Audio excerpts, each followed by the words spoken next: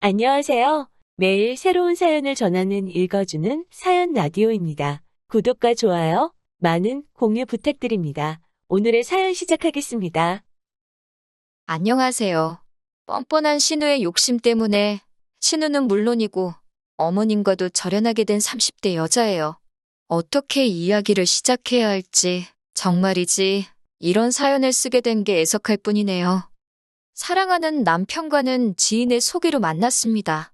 첫 만남부터 듬직하면서도 유쾌한 성격의 남편에게 제가 먼저 매력을 느꼈고 그래서 제가 먼저 다가갔어요. 남편도 제가 싫지 않았는지 저를 밀어내지 않았고 그렇게 저희는 연애를 하게 되었지요. 사귄 지 2년 정도 흘렀을 때 결혼 이야기도 제가 먼저 꺼냈네요. 그런데 제 프로포즈를 받은 남편이 좋다는 대답을 하진 않고 꽤나 난처해하는 게 느껴지더군요. 여자 입장에서 정말 큰 용기를 냈던 건데 남편의 반응이 시큰둥하니까 어찌할 바를 모르겠대요. 괜한 이야기를 한 건가? 이 사람이 나랑 결혼 생각은 없이 즐기려고만 했던 건가? 온갖 부정적인 생각 때문에 참 괴로웠어요. 그렇게 남편에게 프로포즈를 한 지 정확히 3일째 되던 날이었습니다. 남편이 저에게 긴히 할 이야기가 있다며 만나자 했는데 이제 와서 말이지만 전 솔직히 그때 남편이 헤어지자고 할 줄 알았어요. 그런데 막상 남편이 꺼내놓은 이야기는 제 예상과는 많이 달랐지요. 그건 바로 남편의 가정 환경에 대한 이야기였거든요. 남편이 고등학교에 들어갈 무렵 공장에 다니시던 아버님께서 불의의 사고로 세상을 떠나셨답니다. 뉴스에 떠들썩하게 나오기도 했지만 결국 제대로 된 보상은 받질 못해서 이후로 가정 형편이 급격히 기울었지요. 이후로 어머님이 아파트를 팔아 식당을 차리셨는데 그마저도 결국 잘 안 풀렸고 결국 고등학교를 마친 남편은 대학을 가는 대신 고졸특채로 지금 직장에 들어가면서 독립을 했답니다. 직장 생활을 하면서 군복무도 마치고 회사의 지원으로 대학도 다녀왔다고요. 그러면서 남편이 말하길 스스로에게는 한점 부끄러움 없이 살아왔지만 제가 어떻게 받아들일지는 확신이 없었대요. 연애하는 내내 저에게 언제 어떻게 털어놓을지 고민하느라 하루도 마음 편한 적이 없었다며. 그런 남편을 보고 있으니 그간의 야속한 마음은 온데간데 없이 사라지고 안쓰럽다는 생각이 들더군요. 실제로 사귀는 동안 제가 본 남편은 믿음직스럽고 제가 평생을 함께하고 싶을 만큼 좋은 사람이었으니까요. 걱정스런 표정을 한 남편에게 전 솔직한 마음을 털어놓았습니다. 당신의 됨됨이는 곁에서 지켜본 만큼 믿음이 간다. 하지만 한편으론 결혼은 현실인 만큼 제가 묻는 거에 솔직히 대답해주면 좋겠다고요. 그리고는 남편에게 그래서 지금은 돈은 얼마나 모았고 연봉은 얼마인지 관리는 어떻게 하는지 등을 물었습니다. 속물처럼 보일까 걱정했지만 남편은 오히려 물어봐줘서 고맙다며 현재 모아놓은 돈은 7천 남짓 있고 연봉은 세전 6천이라 대답해주대요. 독립한 이후로 매달 어머님께 생활비를 드리고 있는데 그 액수는 10만 원에서 시작해서 지금은 달에 40에서 50은 드리고 있다면서요. 그러면서 결혼하면 경제권은 저에게 맡기고 싶답니다. 저 같은 경우에는 남편에 비하면 비교적 경제적으로 여유 있는 집안에서 자랐고 부모님 덕도 많이 봤습니다. 대학생 시절에는 여행도 많이 다녔고 졸업 후에는 취업을 미루고 커피를 배우겠다며 유학도 다녀왔어요. 제 능력이 뛰어나서가 아니라 저희 부모님의 도움과 지원이 없었다면 불가능했을 일이었지요. 제가 현재 운영하고 있던 카페 역시 처음 시작할 때 부모님의 도움이 컸고요. 그렇기에 제가 남편이 모아둔 돈을 가지고 액수가 정내만내 소리를 한다는 건 가당치도 않다고 생각했네요. 그리고 실제로 7천만 원이란 금액이 적은 액수도 아니었고요. 결국 우여곡절 끝에 남편과 저는 부부의 연을 맺기로 했습니다. 신혼집은 친정부모님의 도움을 받았어요. 남편의 집안 사정을 알게 되신 친정부모님이 어차피 언젠가 저에게 물려줄 재산이었다며 가지고 계시던 아파트 중 한 채를 제 명의로 바꿔주셨거든요. 서울 중심부는 아니었어도 대출 1억을 낀 5억짜리 소형 아파트였습니다. 남편이 모은 돈으로 혼수와 자동차를 샀고요.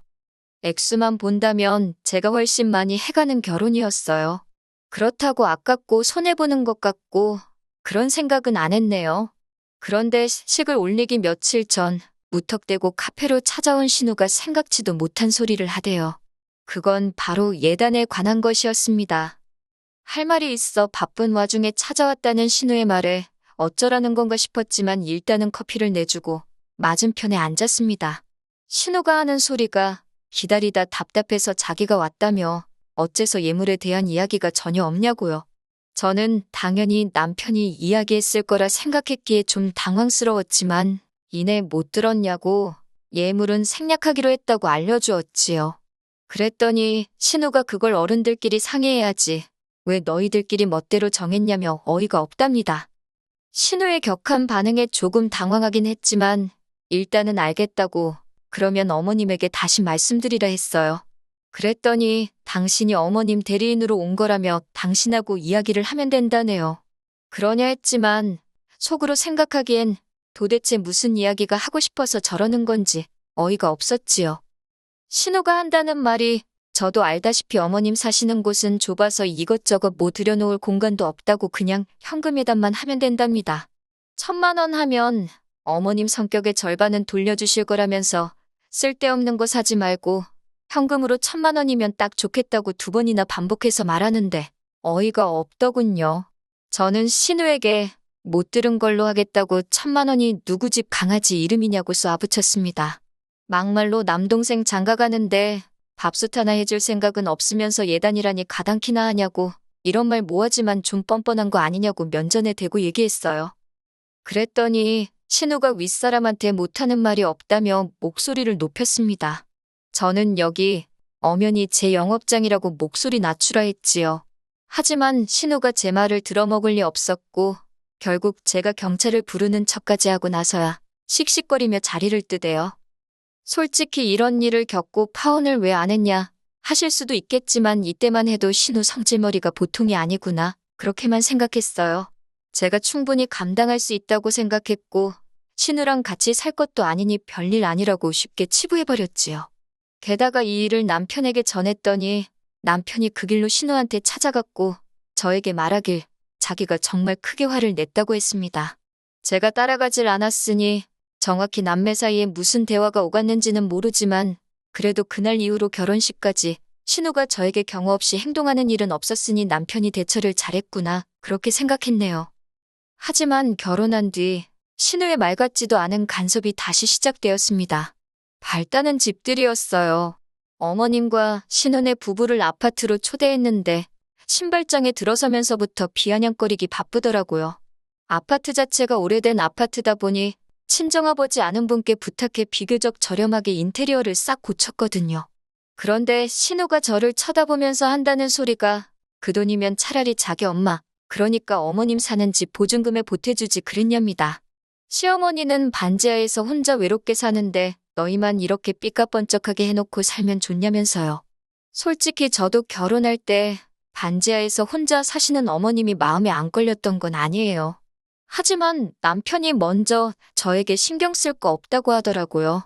어머님이 저렇게 살게 된 건 전적으로 신우 때문이라면서요. 남편이 독립을 하고 난 이후로 어머님과 신우는 10평 남짓한 빌라에서 같이 살았대요.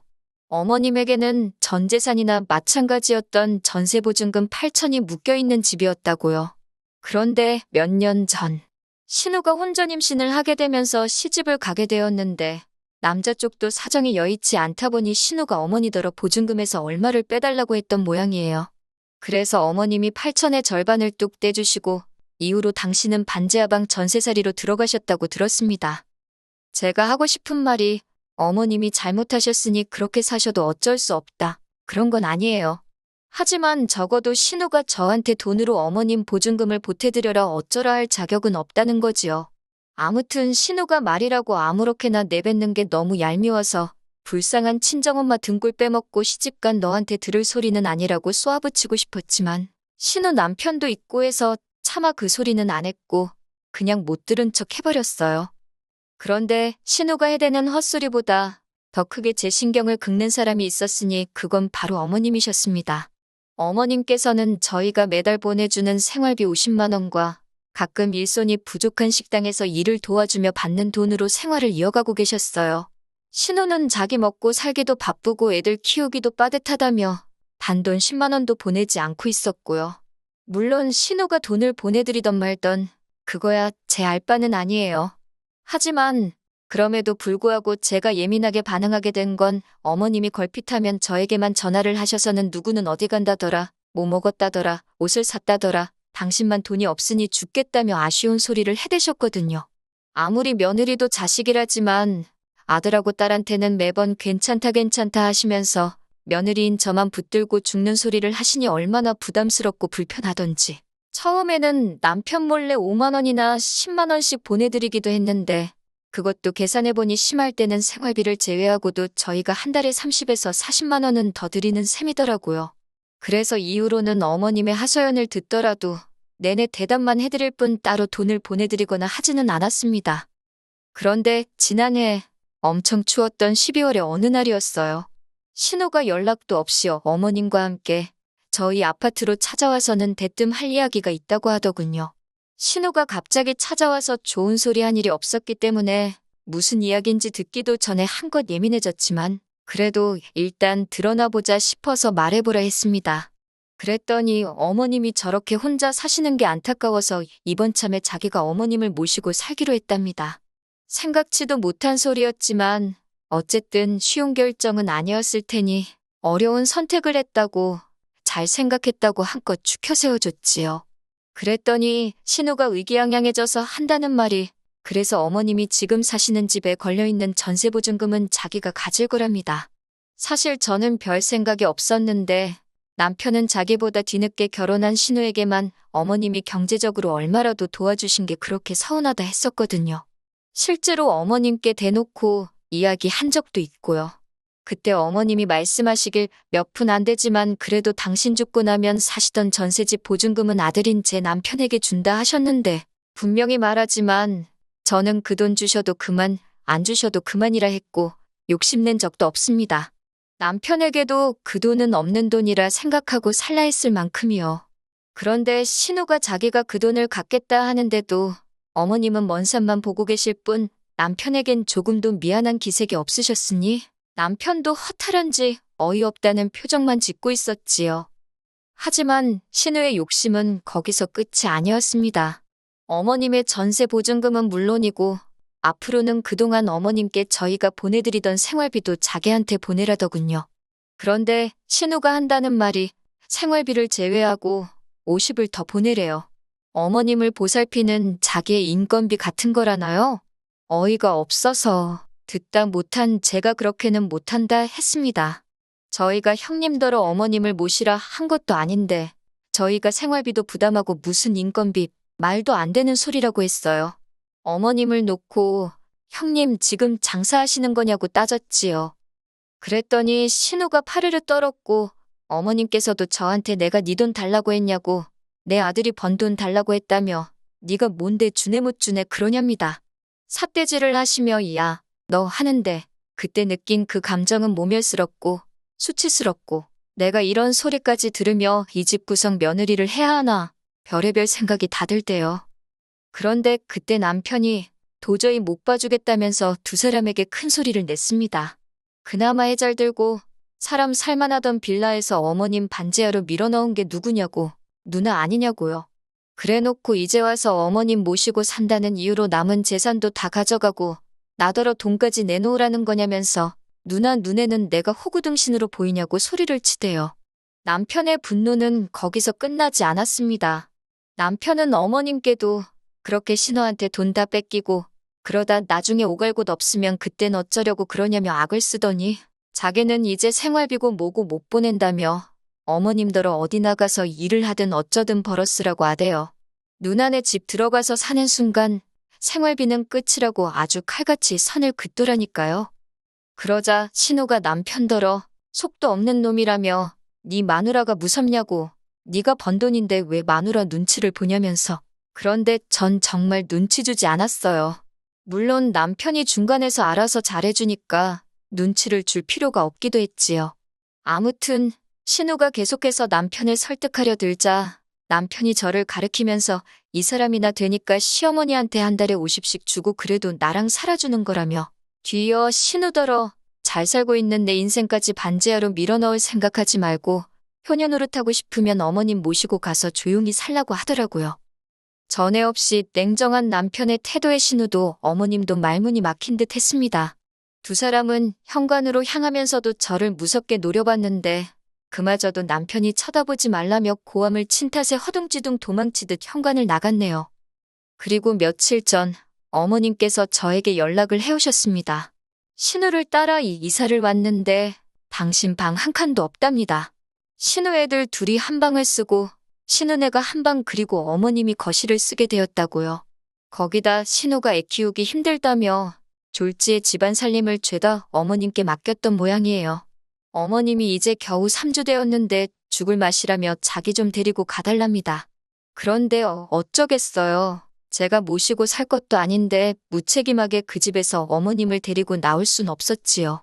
남편에게 어쩌면 좋겠냐 말하니 자긴 솔직히 이제 그 전세 보증금도 욕심 하나 안 난다고 그냥 어머님이랑 신우랑 죽이 되든 밥이 되든 알아서 살았으면 좋겠다고 더는 자기한테 그쪽 이야기 전하지 말라대요. 냉정하게 돌아선 남편을 보고 있으니 여러 가지 생각이 들었지만 제 결론은 나서지 않기로 했어요. 부모 자식 간의 일인 만큼 시간이 약이 되어줄 수도 있고 설령 그렇지 않더라도 제가 나설 자리는 아닌 것 같거든요. 저는 그저 한평생 남편과 단둘이 행복하게 살고 싶을 뿐이니까요. 남편이 하자는 대로 따르되 만약 남편이 잘못된 길로 향한다면 그걸 바로 잡아줄 수 있는 딱 그 정도만 하면서 살아가겠습니다. 긴 이야기 들어주셔서 감사합니다. 오늘의 사연은 여기까지입니다. 구독과 좋아요, 알람 설정해주시면 앞으로 더 좋은 사연으로 찾아오겠습니다. 감사합니다.